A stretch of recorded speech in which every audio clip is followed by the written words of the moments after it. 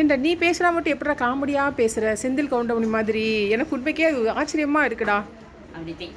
அப்படித்தான். அது பிறப்பிலே ரத்தத்திலே ஊறி பிறந்துருச்சு. என்ன உண்மைக்கே நான்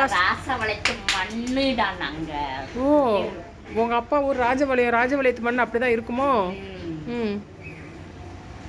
உனக்கு ஒரு செடி உனக்கு ஒரு செடி தண்ணி மொத்துட்டு வரணுமா? தங்கச்சி என்ன சொல்கிறோம் பாருங்க. அவங்க தங்கச்சிக்கு இவனுக்கு எப்போ பார்த்தாலும் எலியும் மூலியமாக தான் இருக்கும். பிடிக்கவே பிடிக்காது. ஏன்டா உனக்கு தங்கச்சி பிடிக்கவே பிடிக்காதாடா?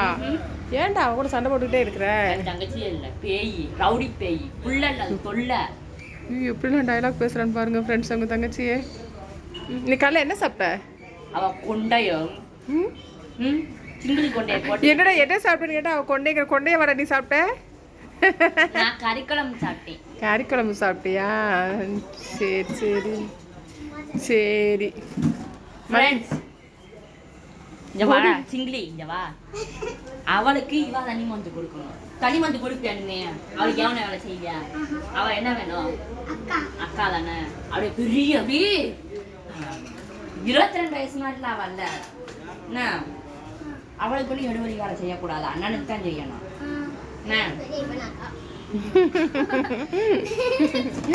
பாருங்க ஃப்ரெண்ட்ஸ் எப்படி பேசுறேன்னு சொல்லிட்டு. கார்த்திகா வனலிங்க சொன்னதை கேட்பியா? மகா சொன்னதை கேட்பியா? வனலிங்க சொன்னது போச்சு. மகா சொன்னதை கேட்க மாட்டியா? மகா தானே உன்னோட பெஸ்ட் ஃப்ரெண்டு. அப்படி பேச மாத்திட்டாடா இப்போ. பாருடா எப்படி பெரட்டி பெரட்டி பேசுறான்னு. பேச்ச மாத்திரியே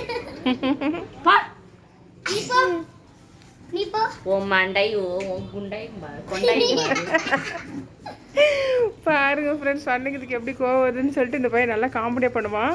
நம்ம வீடியோவில் பார்த்துருப்பீங்க நிறைய காமெடி.